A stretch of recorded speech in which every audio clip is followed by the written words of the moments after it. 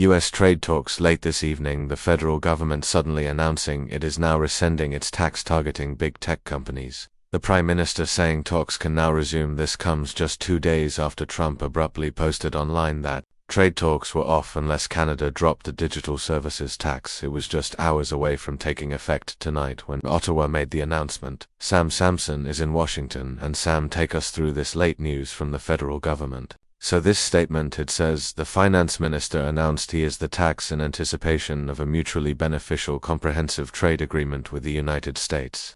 The statement goes on to say, Ian, that both Prime Minister Mark Carney and U.S. President Donald Trump have agreed that parties will resume negotiations with a view towards agreeing on a deal by July 21st this year. So it's plausible to suggest there were ongoing conversations about this through the weekend, right up to the last hour, because the tax was supposed to come into effect tomorrow, but now Canada will not collect this levy, and the finance minister will bring forward legislation to the digital services tax. Carney also said earlier this month, remember, that he and Trump would work to make a trade agreement happen within 30 days.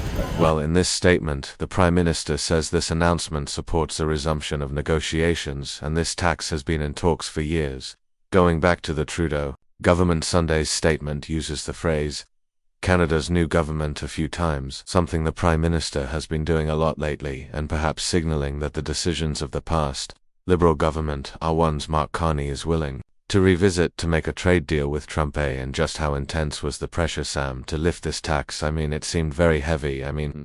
Trump straight up said he wouldn't talk anymore about trade with Canada because of this tax. He said it on Friday in a Truth Social post, and he reiterated it again on Fox News Sunday. You said, you're stopping all trade discussions with Canada until such time as they drop certain taxes. Yeah, Canada is a very tough country to deal with, I will say.